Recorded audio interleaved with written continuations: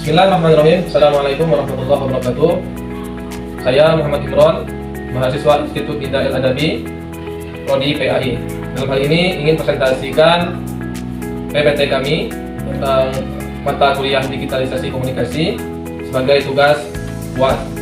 Di sini saya akan mempresentasikan tentang judul bahasa, logika, dan komunikasi verbal dan non-verbal. Kita mulai dari latar belakang bahasa, logika, dan komunikasi merupakan aspek fundamental dalam kehidupan manusia, terutama dalam era digitalisasi saat ini. Kemampuan berbahasa dan berkomunikasi secara efektif, baik secara verbal maupun non-verbal, sangat penting untuk menunjang proses pembelajaran dan interaksi sosial. Jadi, bahasa, logika, dan komunikasi itu merupakan aspek yang sangat penting bagi kehidupan manusia, di mana proses pembelajaran bisa berjalan dengan baik apabila bahasa dan komunikasinya itu digunakan sesuai dengan baik. Kita lanjut tentang apa itu komunikasi verbal. Komunikasi verbal adalah komunikasi yang menggunakan simbol-simbol verbal, baik secara lisan maupun tertulis. Komunikasi verbal adalah semua jenis simbol yang menggunakan satu kata atau lebih. Hampir semua rangsangan bicara yang kita sadari termasuk dalam kategori pesan verbal disengaja, yaitu usaha-usaha yang dilakukan secara sadar untuk berhubungan dengan orang lain secara verbal.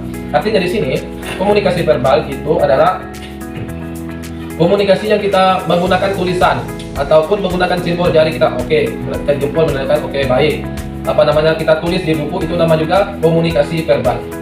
Selanjutnya ciri-ciri komunikasi verbal. Ciri-cirinya yang pertama yaitu disampaikan secara lisan ataupun berbicara ataupun tulisan. Jadi komunikasi verbal yang pertama itu disampaikan itu dengan tulisan ataupun dengan berbicara, seperti yang saya lakukan sekarang ini, itu namanya komunikasi verbal. Ataupun ketika kita menuliskan suatu materi, itu namanya juga komunikasi verbal. Yang kedua, komunikasi eksplisit dengan cenderung dua arah. Artinya ketika kita bicara itu ada lawan bicaranya, itu namanya juga komunikasi verbal. Terus yang C, kualitas proses komunikasinya seringkali ditentukan oleh komunikasi non-verbal. Selanjutnya, jenis-jenis komunikasi verbal. Di sini ada 4 macam. Yang pertama, jenisnya yaitu berbicara ataupun vokal, seperti saya sekarang ini. Yang kedua, menulis, baik itu sesuatu apapun, materi dan sebagainya, ataupun non-vokal, itu juga komunikasi verbal. Yang ketiga, mendengarkan. Kita ada orang yang mengomong, kita mendengarkan, itu juga sama dengan komunikasi verbal. Yang terakhir, membaca. Jadi membaca juga termasuk dalam kategori komunikasi verbal.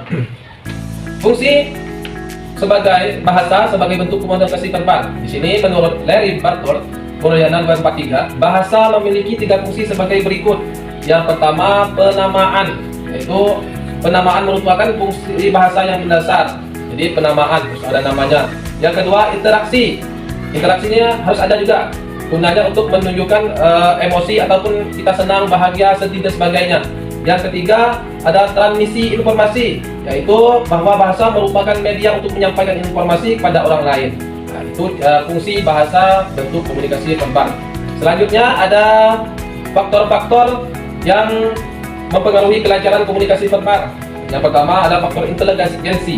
Artinya orang yang memiliki inteligensi tinggi biasanya memiliki banyak pembendaharaan kata banding yang memiliki inteligensi rendah. Artinya orang yang memiliki kemampuan yang tinggi biasanya komunikasinya, cara penyampaiannya lebih baik daripada komunikasi orang yang rendah. Yang kedua, faktor budaya, yaitu setiap budaya memiliki bahasa-bahasa yang pastinya berbeda, seperti Indonesia dengan misalkan Malaysia, Indonesia dengan Singapura, dengan Laos dan sebagainya. Bahkan kita satu daerah pun terkadang berbeda bahasanya. Yang ketiga, faktor pengetahuan. Orang yang memiliki pengetahuan yang hebat, yang luar biasa, tentu akan beda cara penyampaiannya dengan orang yang biasa saja. Yang keempat, faktor kepribadian, yaitu orang yang memiliki sifat pemalu atau pendiam, biasanya sedikit bicara pada orang lain disebabkan karena dia tidak berkomunikasi dengan terbiasa. Nah, di sini pribadi, orang yang mempunyai sifat malu, dia akan malu ketika ngomong dengan lawan.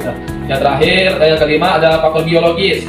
Adanya kelainan sehingga mengganggu saat bicara, seperti misalkan speed delay, yang orang yang telat bicaranya itu juga mempengaruhi. Terakhir, faktor pengalaman.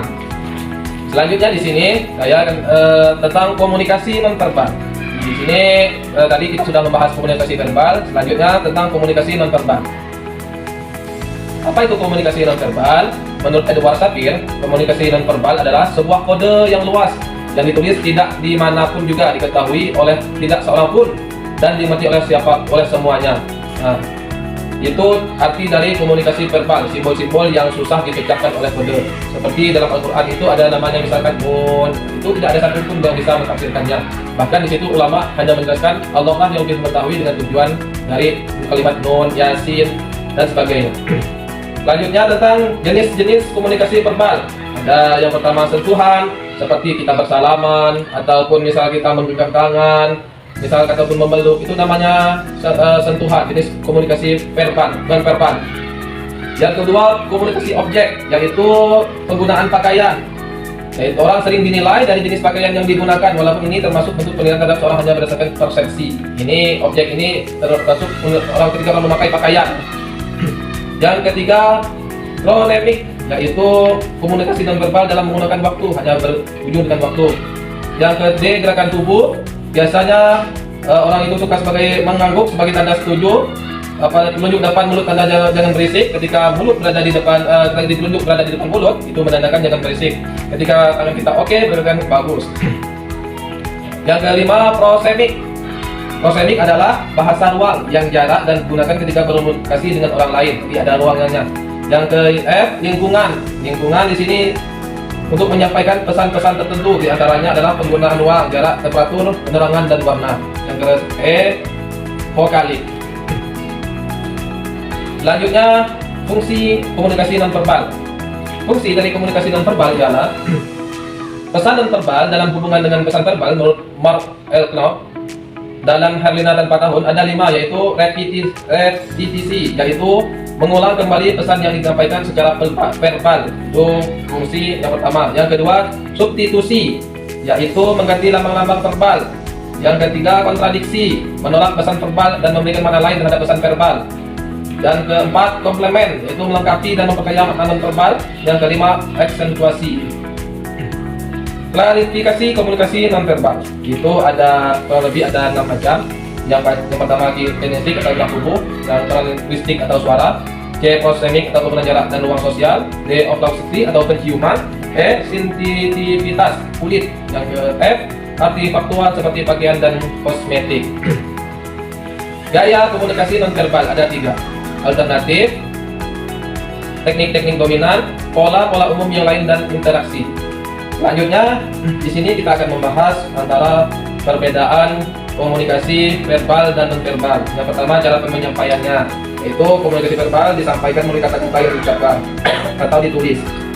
Sedangkan komunikasi non-verbal disampaikan melalui ekspresi wajah, gerakan tubuh, dan elemen non-verbal lainnya. Jadi sangat jauh berbeda. Yang pertama menggunakan tulisan ataupun kata-kata. Yang kedua, gerak badan, simbol.